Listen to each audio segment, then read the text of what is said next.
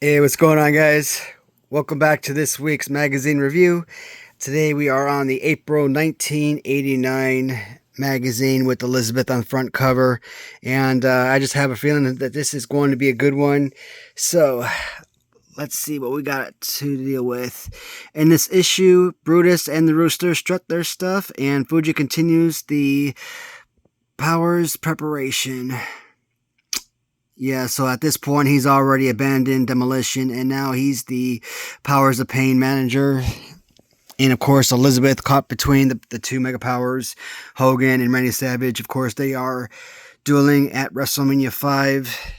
And I think this is also the time when Rick Rude and, in fact, I think I saw that, yep, Ultimate Warrior and Rick Rude are feuding at this time frame.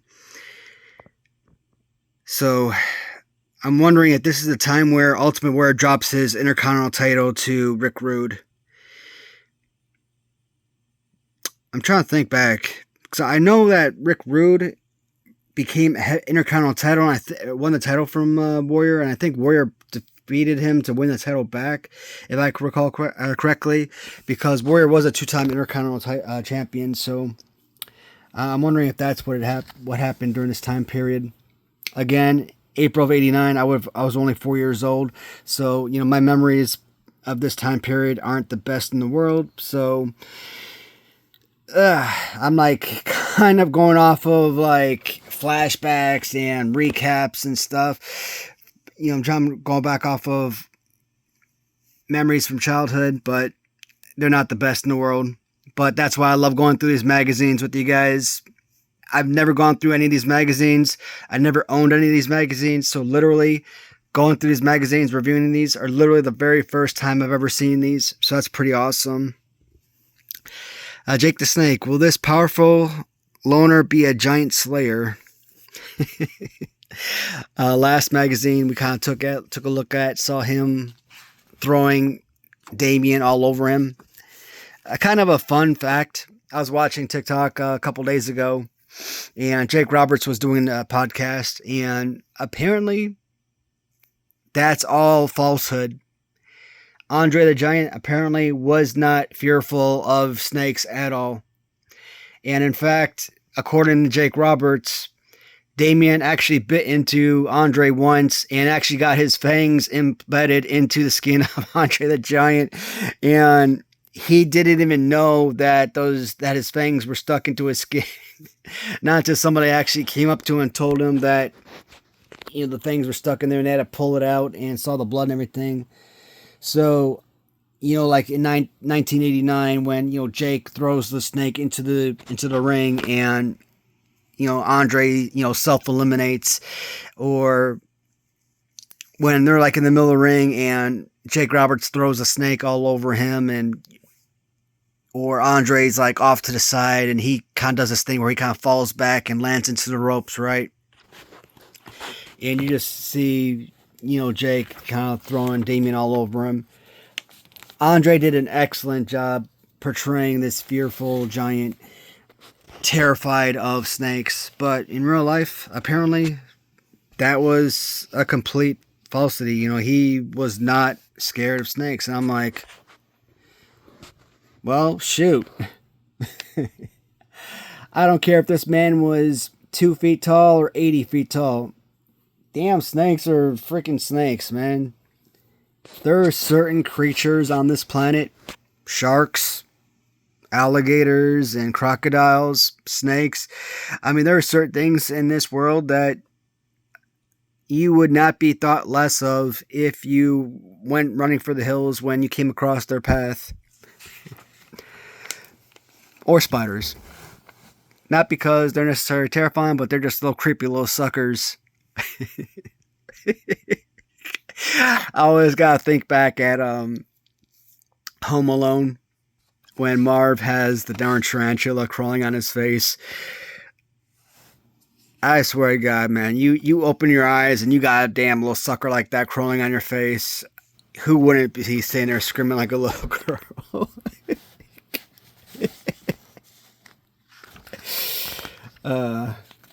Freaking awesome. But Daniel Stern, man, he was freaking amazing in that movie. Just brilliant. But anyways, back to the magazine though. I really should pay attention to these fan forums, but I never do read these things. Sometimes I might find something in here that kind of piques my attention, but normally not really.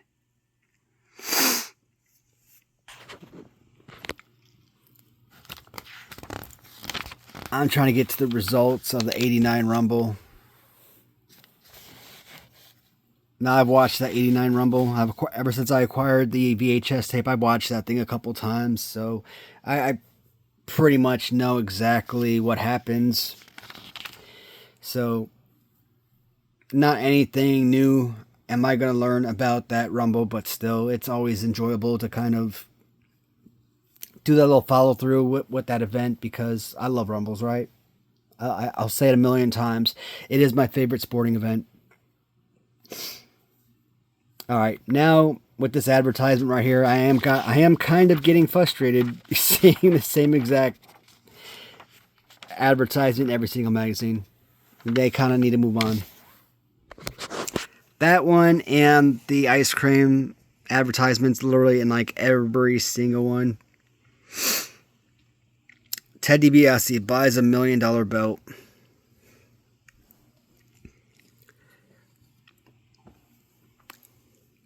You know, I gotta admit, I think the $1 million championship belt has gotta be like the greatest.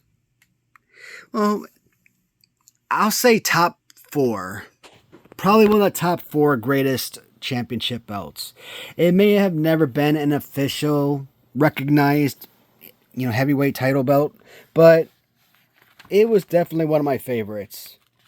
And I think that thing was like literally embedded with real life diamonds and everything. So I don't know what to say here. It took the skills of several high-priced craftsmen to design and build the $1 million belt.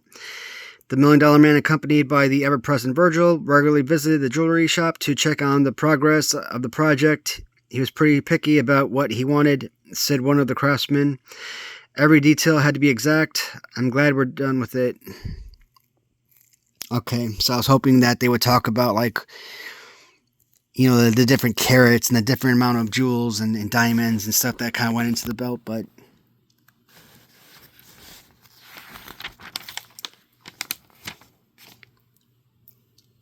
I think the Winged Eagle, mid to late 80s Hulk Hogan belt,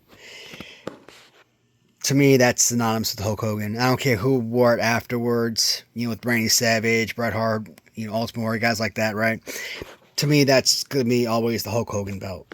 So I've always enjoyed that belt. The, I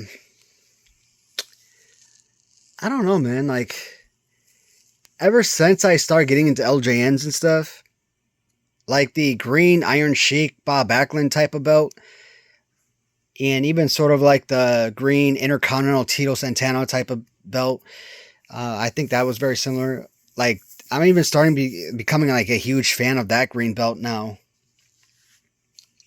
Sort of like the AWA, even though I never watched AWA, I'm starting to become a fan of that sort of belt too. So I'm thinking that even that's probably, joined the realms of like my top 3 favorite belts, belt designs.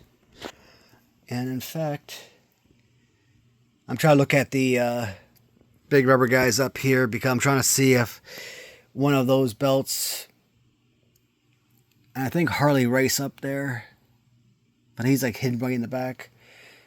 So I could pull one of those out. But no. It's probably moved up to like number 4 or something.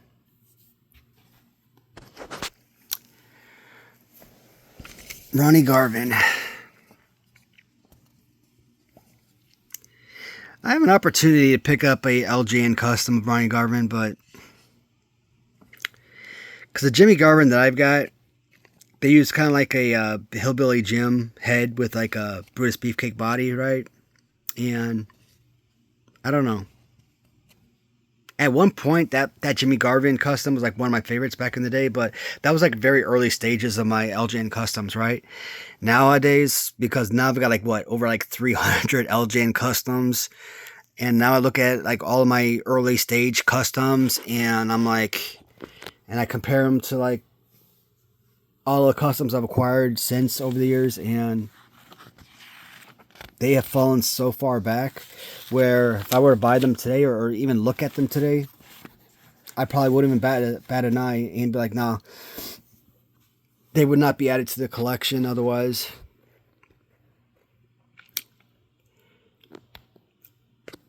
Talk with Brutus Beefcake. Wow, man. That's my hair, my dude. That is my hair. I talk about Afghanistan. Every time walking to like the DFAC or something, and my freaking hair be like blowing the freaking wind. And the damn team guys back in Shindan Air Force Base so Shindan was, I think, I want to say southwest of Kandahar, if I'm not mistaken. So, or maybe not southwest, maybe just west of Kandahar. But anyways, not important. It was a much smaller base, but Firebase Thomas, the ODA that we used to support over there. Every time I walk into a damn DFAC, this mofo was like always in the damn DFAC. And like clockwork, every time I walk into the damn door, this guy would look over, see me, wild man. Because every time I freaking walk, man, it'd be windy as hell outside, and my freaking hair would be blowing. My hair would look just like this, like crazy, right? And yeah, I couldn't do anything about that. And yeah, this was like 2012, man, and this was like the first time in my life where I actually had long hair. You know, back in high school, you know, I always shaved my head because I was in JROTC, and then after high school, I went straight into the Army. I always shaved my head. So, and then after the Army, I went into government contracting, right? And it was the first time I really in my life had long hair or started growing my hair out. So I really didn't appreciate the use of conditioner, man. So for me, I washed my hair with anything that was available. Shampoo, sure. If I had conditioner, great. If I had a bar of soap, you know what? I wash my body with that bar of soap. I would wash my hair with a freaking bar of soap if that's what I had to use. Nowadays, this freaking hair needs shampoo and conditioner, damn it. Because my hair needs to be freaking puffy and bouncy. Nah, but it needs to have a nice smoothness to the hair, right? So, but that I didn't realize that freaking kind of soap I was using was freaking destroying my hair, though. And that's why my hair was all screwed up. And that's, so when he was calling me wild, man, he had a damn point, though. And I know I've told this story before, but seeing Brutus Beefcake's hair like that, I'm like, yeah, that's kind of like how my hair was a little bit. Battle of the Titans, 30-man battle with no, excuse me, battle with no friends. But yeah, Axe and Smash, man, shoot, first two guys in the Royal Rumble. And that's freaking awesome that the first two guys entering were teammates. And it's not like, you know, one guy comes at number one. Maybe Greg Valentine, for example, comes at number two. Maybe, you know, Smash comes at once, and then Axe comes at like number three or something. And then they tag team. Let's say Greg Valentine, let's say came at number two or something. Nope. These guys come at 1, 2, and then they just freaking just tear into each other. And if I recall correctly, I think André the Giant was like number 3 or something. maybe number 4. I'm trying to remember everybody came in order, but I think André was number 3.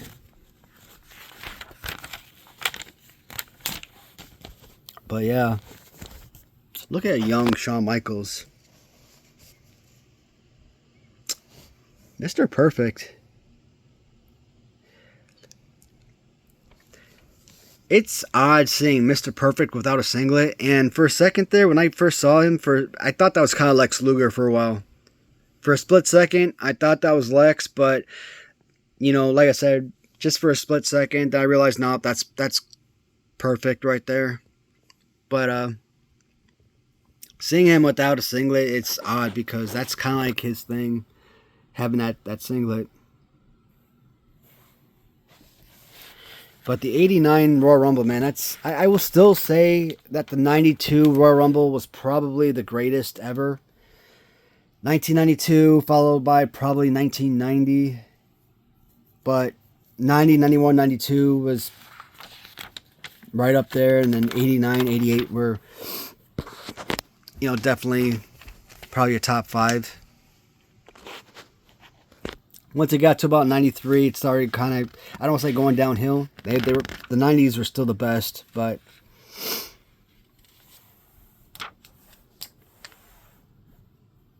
yeah. I remember this event.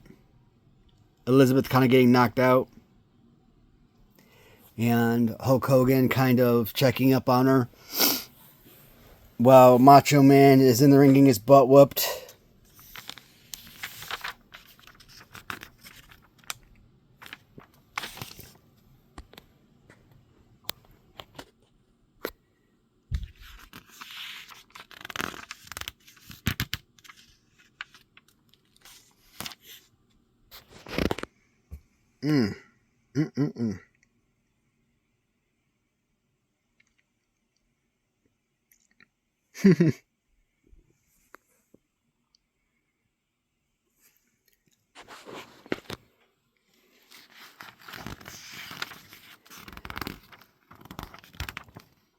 Yeah, there's some good acting going on behind the scenes here.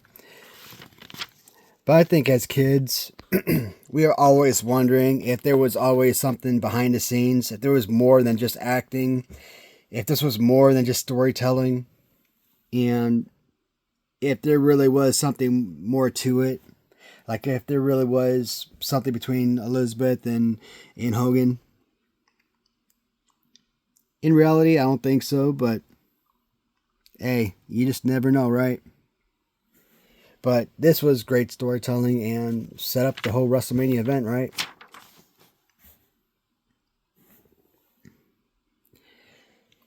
I mean, personally, if you got a Mega Powers, I would have thought Ultimate Warrior and Hulk Hogan were the true Mega Powers. They would have made a great, tag team, but Savage and Hogan, man, shoot.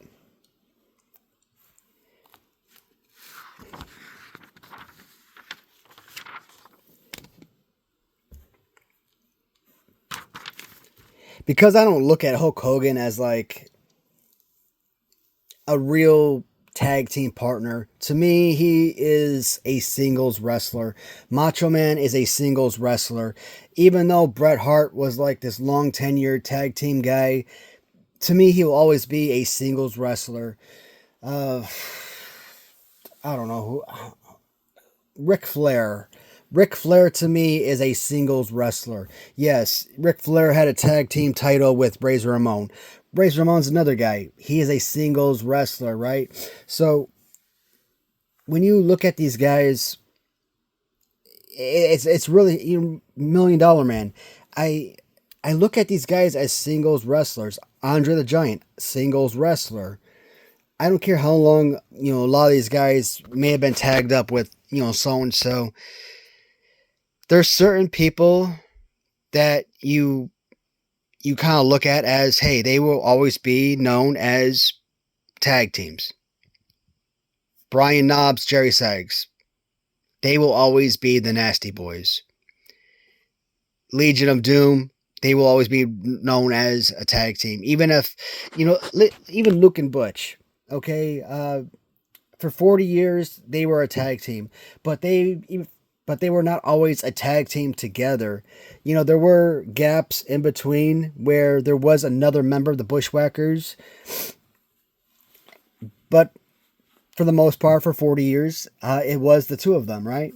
Legion of Doom, same thing. You know, pretty much Hawk and Animal, but there were gaps where there was a different member of Legion of Doom.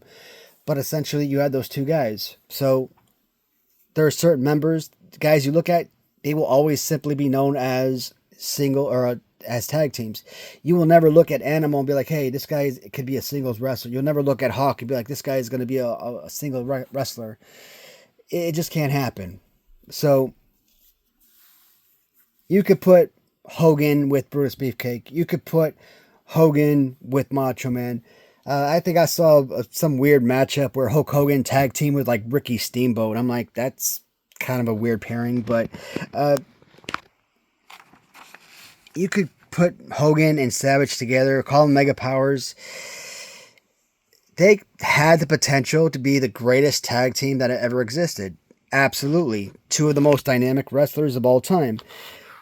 But at the same time, personalities clash. They are two Class A mega superstars.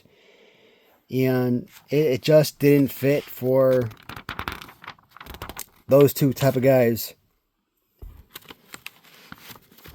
You don't put Hulk Hogan and Undertaker as a tag team. You don't put Ric Flair and Hogan as a tag team. Or you don't put like Dusty Rhodes, I don't think, and Ric Flair together, for example. You know, to me, those are just, again, they're single wrestlers. So, Shawn Michaels, I don't know. Because he had such a huge success as the Rockers, and he has even more success as a singles wrestler, he's one of those guys that it's hard to say where he fits in. But he's like Bret Hart. He had such monster success from both angles, both as tag team and singles. But I gotta give him credit more of a singles wrestler, right? So, but anyways, I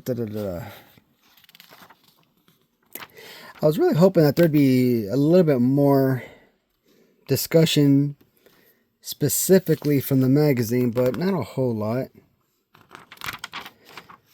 Kind of going off topic a lot during this magazine because I'm not really seeing a whole lot to talk about from the magazine itself.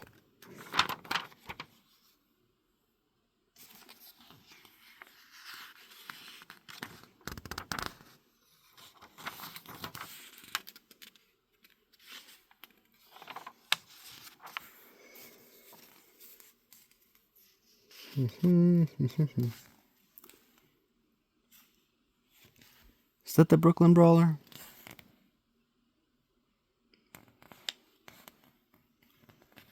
Terry Taylor getting whooped on.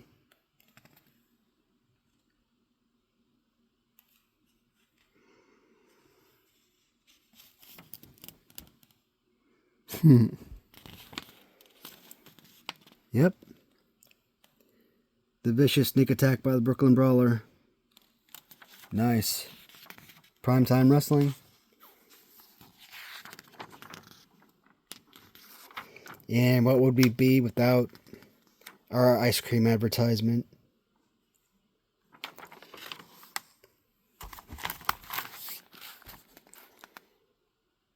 I'll be the ultimate champion.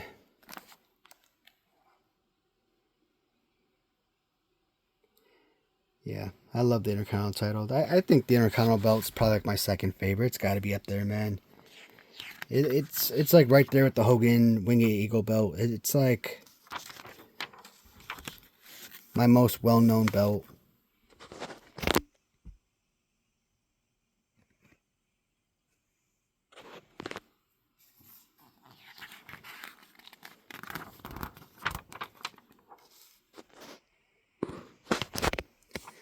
Actually, let me go back here.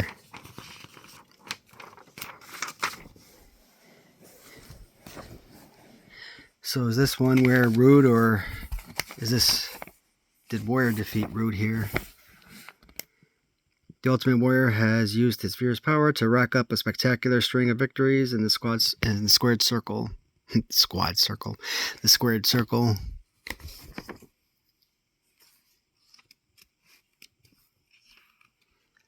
I'll be the ultimate champion. So he's not the champion yet. So this might be the one where Rude defeated Warrior.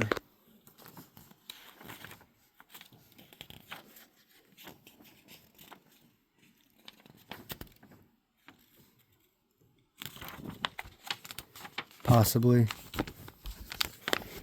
Yeah, man, I got the darn tapes. Like, I gotta stop being lazy and start watching those suckers. I'm not making time to do it. But one of the ideas that I'm floating, guys, at some point during my Saturday live shows, and you guys tell me what you think. Instead of doing a normal Saturday live stream like I've been doing for the last few months, it'll be kind of like a watch along type of deal. Like, I will kind of, set up the camera, have the lights off, TV on, and maybe play like a 88 Royal Rumble in the background, and we'll just watch the entire 88 Royal Rumble, either the entire video or maybe just the Royal Rumble match by itself, or maybe the next week we'll do 89 Rumble, 90 Royal Rumble, etc. Until we finish up all the Royal Rumbles that I have. Let's say 88 till 2000, for example. Or maybe we'll do all of the WrestleManias. And at the very least, during those live shows, if we just do it that week, every week, or maybe a couple times a week, what have you, depending on what you guys think, it'll still be on the channel. So if we say, hey, play start to finish live show, WrestleMania 1, Saturday night, WrestleMania 2, Monday night, WrestleMania 3, Tuesday night, Wednesday night, Thursday, whatever. Even if you don't watch the whole thing, it'll still be saved on my channel, right? So you could always go back and just watch, whenever you want, the rest of the video. So, that's an option. If you don't have the tape or whatever, you can always have the ability to watch it at a later time. But that's something I'm thinking about doing. So let me know, guys, if that's something that interests you.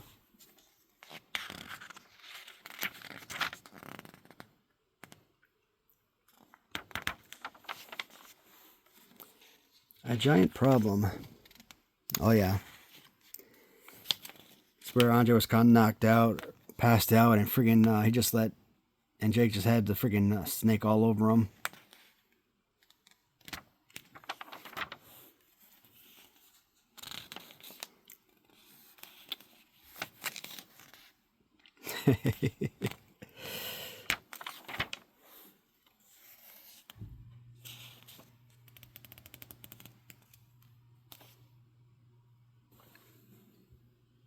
I love these little log rides.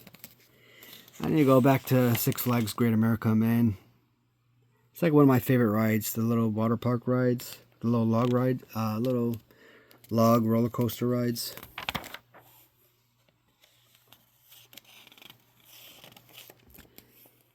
Maybe go to Disney World or something.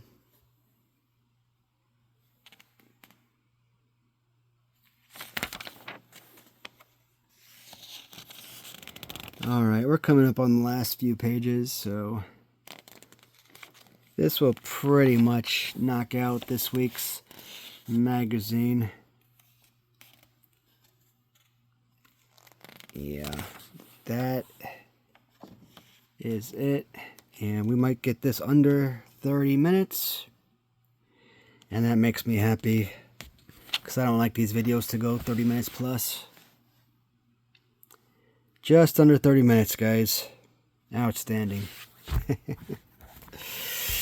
Alright, as always, guys, thank you so much for tuning in. And again, as far as the live show and watching the Royal Rumbles, WrestleManias, whatever, let me know what you think about that. And I'll talk to you in the comments and see you next week. Thanks, everybody.